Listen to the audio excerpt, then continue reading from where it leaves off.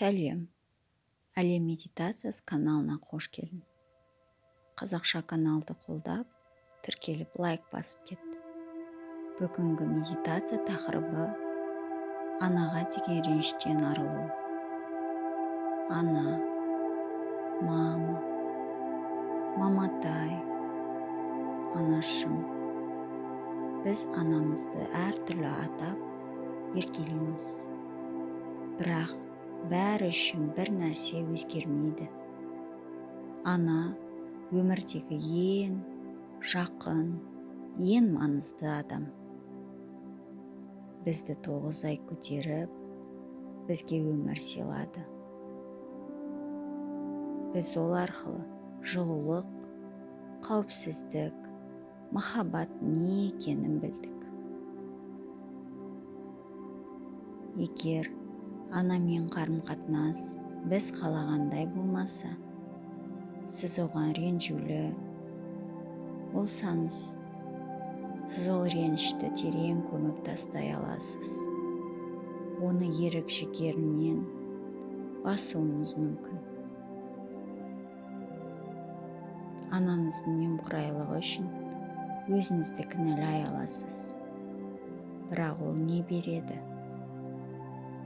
Эмоцияларды басу ешқашан нәтиже бермеген. Анаңызға тағы бір рет ренжімес бұрын өзіңізге сұрақ қойыңыз. Ол неге бұлай жасады? Бұл туралы ойлаңыз. Мүмкін сіздің анаңыз бала кезінде өз анасымен жақсы қарым-қатынаста болмағандықтан сізге суық болуы мүмкін. Немесе ол басқа жолмен сүюді білмейді. Өзіңізге ыңғайлы, ешкім кедергі жасамайтын орын мен уақытты таңдаңыз.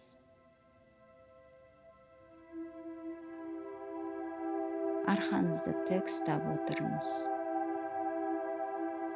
Қолыңызды тізеге салып қойыңыз. Көзіңізді жұмыңыз. Терең тыныс алыңыз. Деміңізді шығарыңыз. Денеңізді босатып, барлық бөтен ойлардан арылып, назарыңызды тек менің даусыма салыңыз.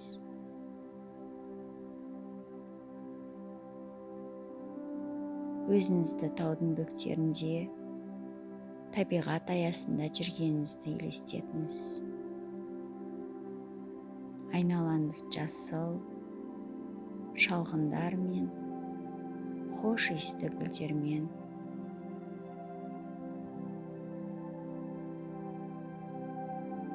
Оң жағыңызда өзен ағып жатыр. Өзеннің сылдыр суы сізге естіліп, жаныңызды тыныштандырады. Сіз жол бойымен кетіп барасыз. Алдыңыздан адам сұлбынасына ұқсас бір нүкте пайда болды. Оның сізге жақын адам екенін сезесіз. Бірте-бірте ол айқын, анықтала бастады. Ол сіздің анаңыз. Анаңызға қарап, ойша, ана, мен сені кешірдім. Қатал болған үшін кешірдім.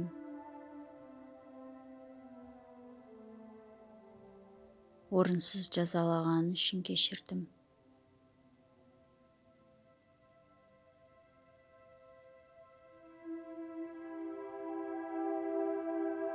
Мені салыстырғаныңыз үшін кешірдім.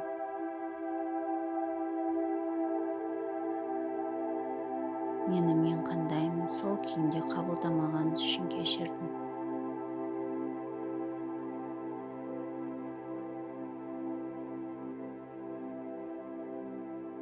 Бәрін кешірдім.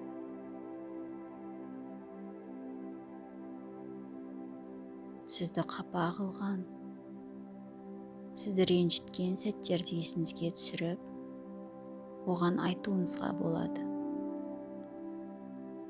Егер мүмкіндік болса, сөзбен айтып, айқайлап, немесе жылап алуыңызға болады.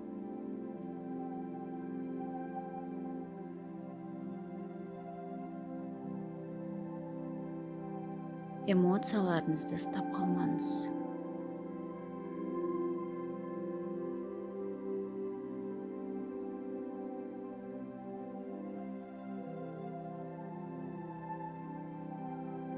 Бұдан кейін сіз қиялыңыздағы анаңызға қараңыз. Анаңыз сізге қалай қарайды? Оны тыңдаңыз. Және оның неліктен солай жасағанын сіз түсінесіз. Бұны жасау кезінде сіздің денеңізде қандай да бір сезім, ауырлық пайда болуы мүмкін.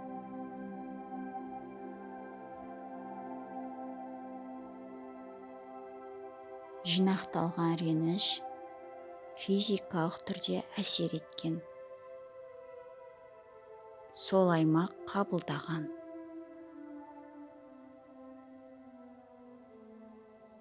Енді анаңызға қарап, мен сені кешірдім және толықтай қабылдаймын. Түсінемін. Сен мені ренжіткің келмеген.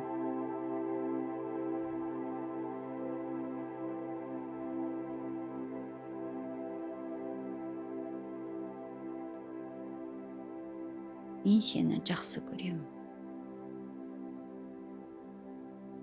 Деп айтыңыз. Оны құшақтаңыз. Енді өзіңізге назар аударыңыз. Өзіңізді қалай сезініп тұрсыз? Жеңілдік бар ма?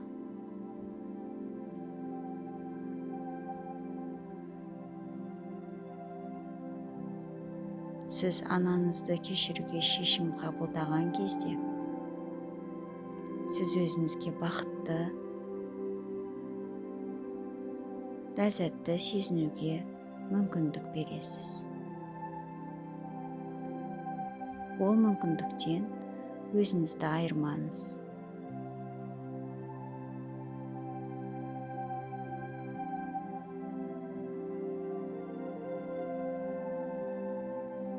Мен медитациядан соңына болғаны үшін алғыс білдіремін.